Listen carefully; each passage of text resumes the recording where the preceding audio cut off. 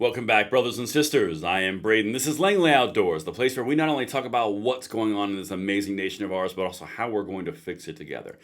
And the content that I'm about to show you is something that I observed yesterday. The Harris campaign, with Walz and Harris herself, seem to be shifting hard to the left. I'm talking about leftist dream candy kind of stuff. Why? I'm about to walk you through the entire thing right now. I think we're onto something, and I think they're not telling you something, but their actions are betraying them. Everything will be linked into the description box below. I can't wait to hear what you guys think. And of course, make sure you hit that like button, subscribe to the channel, and turn the notification bell on if you want to spread freedom from coast to coast, border to border. And thank you for that consideration.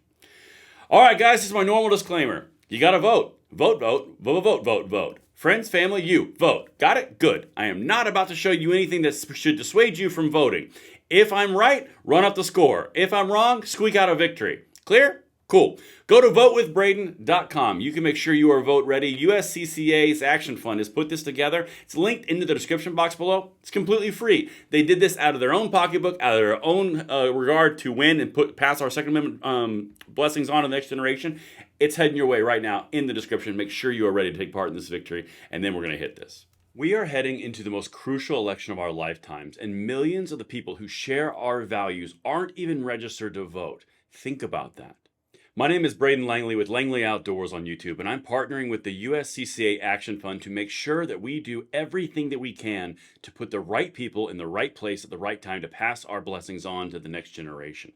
I am challenging each one of you to stand up for our God-given rights. If only half of us on this channel activate, that is 275,000 people that are active, passing on our rights and taking that civic duty to do so.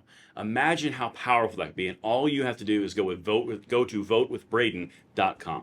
So here's what you need to do. Go to votewithbraden.com. This is the one-stop shop. All you have to do is go there. You can get your registration up to date or check to make sure you are registered. You can get your polling location. You can even get a ballot if you desire. It has never been simpler, and it takes less than 60 seconds. Again, votewithbraden.com. All right, people, I've got to show you something that I think is incredibly important to at least observe and put a note on. All right? So when you're where we are, and this is the backstory here, with the Harris and Walz campaign, and things are so tight, it's a hare's race. You don't know which way it's going to go. You don't really want to go too far to your base, either to the right or to the left, because you'll ostracize the middle. That's politics 101. You don't want to leave the people you need to attain, like the independents. You want to make sure you get the independents, so you tone down your rhetoric and you appeal to the moderate, because they are what wins you the election. But for some reason, I'm about to show you what Kamala Harris decided to do yesterday on The View, and Tim Walz at the same time decided to do about the Electoral College. Guys, they are lurching hard to the left. Extremely unorthodox. Check this out, and then I'll give you my interpretation of what I think's going on, and you guys can tell me if I land that plane or if I am absolutely crazy. Here's what Harris did on The View yesterday, after she said she was the same as Biden, but different thing, about Medicare. So what I am proposing is that basically what we will do is allow Medicare to cover in-home health care. Oh, right.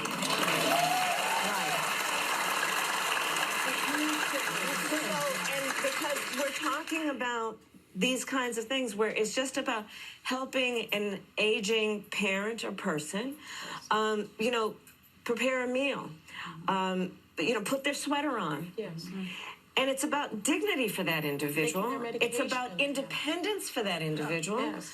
I mean, people are of declining skills to some extent, but their dignity their pride has not declined. No. They want to stay in their home. They don't want to go somewhere else. Plus, for the family to send them to a residential care facility to hire somebody is so expensive. And it wipes you out. And it wipes you out, so the U.S. government will take care of it through Medicare. So every single individual who is aging, you don't need your family anymore. You don't need any of the social bonds. Just trust the government. That sounds so oddly familiar. We don't need family structures anymore. Just trust the government. All of these things are made to increase reliance on the government. That's a different video. We'll talk about that at some point. I guarantee it on one of our online presences.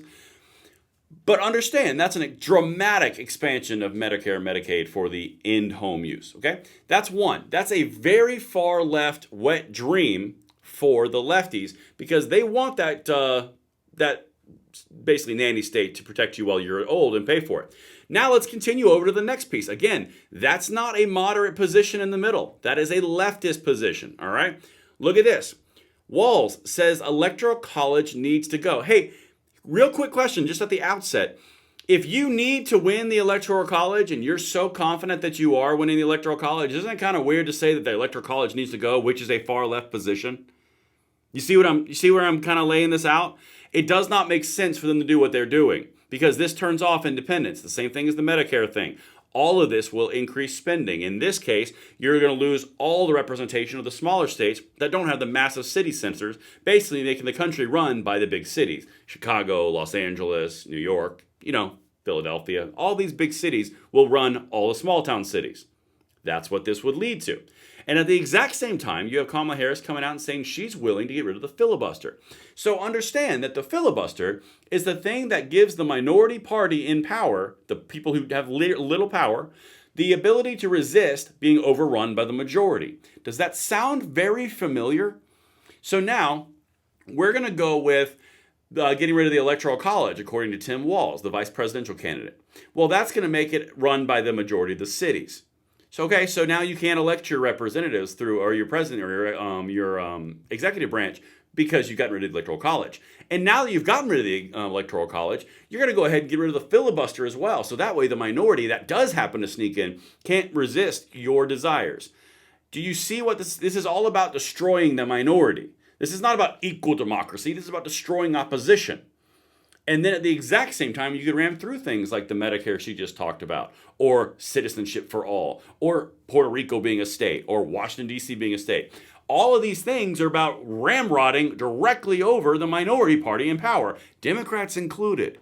Anyway, let me keep going on this because this is a very important part. Let me show you what he said, and then I'll show you maybe this is the reason why. Because I think I'm onto something. You guys can let me know in the comments.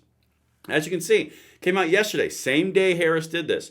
Governor Tim Walz made a new push for booting the Electoral College in favor of a national popular vote, as Democrats are again wary of a scenario in which Vice President Kamala Harris wins the popular vote but fails to secure the presidency. That's odd, because everyone has told us, from the media to the social media presence to the Harris campaign to the politicians, they've all said it's a lost cause. Trump is going to win. Harris has got it.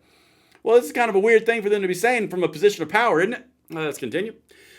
I think all of us know the Electoral College needs to go, Walz said at a campaign fundraiser with California Governor Gavin Newsom Tuesday afternoon. Odd, weird. It's always the same players.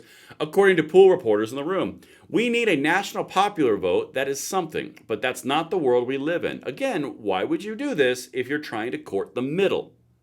Let's keep going. There's a reason that I'm introducing it in this manner.